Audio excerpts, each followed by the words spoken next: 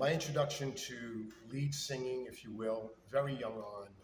I saw Bobby Darin perform on TV with my mom, and the way he captivated the audience was just mesmerizing to me. Moving forward, it always intrigued me.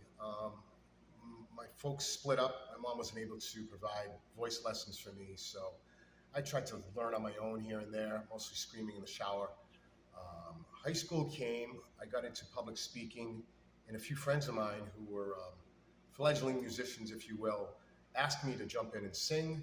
They knew I could speak in front of audiences, but I lied and said, of course I could sing. So I gave that a shot, and I convinced them and myself and some of the audience members too, apparently, that I could do this.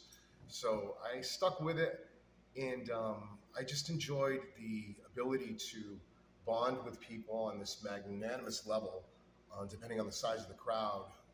You can really generate a symbiotic relationship with them, if you will, that I haven't experienced anywhere else, even public speaking. To get people to move to lyrics you've written, songs that you've created, is unlike anything else. And I think that moving forward here, so many years later on in life, still singing, I think what I've learned is that music and the performance is as much fun as it is. It's a serious thing that people need in their lives because it is a source of joy. And I find that to be important and a driving force. My interest in charities began at a young age, I think about 4 years old, with the viewing of the Jerry Lewis Labor Day telethon, which I just thought was, I didn't really know what was going on, but I thought it was fantastic to see all this high caliber talent there performing all weekend long for Jerry.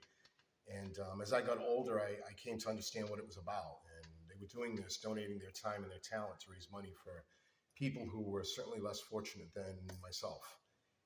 Moving forward in life, when I hit high school, I was always interested in helping people out. Catholic schooling, I became affiliated with UNICEF. So I participated in that, selling candy bars. I didn't eat any, I promise. But moving into high school, right about the time that my friends asked me to join their band, some famous musicians got together in November of '84 and formed Band Aid and released the single, Do They Know It's Christmas? And it was just definitely life-changing for me, as well as many other people my age at that time. Immediately the wheels started turning about, amazing, maybe someday we could take our talents and do something like this if a cause came up. A few months later, Live Aid comes up, right? And that just blew our minds, to see all this talent performing in England and over here in Philadelphia. So immediately, the band I was in at the time, the Eccentrics, we were playing out here and there. We jumped in and we helped a band down on the Avenue, Club Curfew. That night we played for them, and we made absolutely no money. So apparently it was a fundraiser for that club. So that was maybe the first adventure into that fundraising, but we loved it because it was exposure, and we loved that. So moving forward there, I just saw what music could do. I jumped in another band, Negative Earth, and we started doing shows down at Smugglers and became affiliated with Gary Bosworth, who started doing the Boz Fest.